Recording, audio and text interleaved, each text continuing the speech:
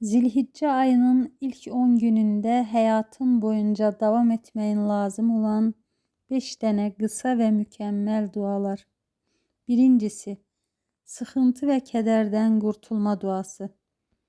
La ilahe illa ente subhaneke inni kuntu minez zalimin. Bu duanı Hazreti Yunus peygamber okumuştu ve Allah onu balığın karnından kurtarmıştı. Ya Rabbi, sensen ilah, senden başka yoktur illah. Bütün güsür ve noksanlardan münezzehsen. Həqiqətən mən zalimlərdən olmuşam. Nəfsimə zulmetmişəm. İkincisi, ruzi ve evlilik duası. Bu duanı Hazreti Musa aleyhisselam okumuştu. Allah ona sığınacak verdi, ruzi yollarını açtı ve evlilik nasip etti. Rabbi inni lima enzelte ileyye min hayrun fakir. Ey Rabbim, mən senden gelecek her xeyrə mühtacam. Üçüncüsü, Allah'tan zafer ve kömək isteme duası. Bu duanı Hazreti Nuh aleyhisselam okumuştu ve tufan bütün yerleri yerle bir ederken Allah onu kurtarmıştı. Rabbi inni mağlubin fentesir.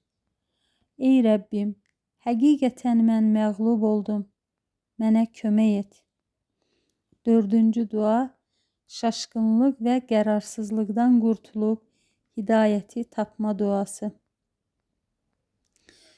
Bu duanı Əshab-ı Kəhf okumuştu ve Allah onlara doğru yolu gösterdi. Rabbina atina min ledunke rahmete ve hayyi lena min emrina raşada. Rabbim, dergahından bize rahmet bəxş ve işimizde bizi doğru yola hazırla. Beşincisi, en güzel dualardan biri Efendimiz sallallahu aleyhi ve sellemin duasıdır. Ya Hayy ya Kayyum bi rahmetke estağis aslihi li şani kullehu ve la teklini ila nefsi tarfete ayn. Ey Hayy ve Kayyum olan Allah'ım, mən senin merhametine sığınıram.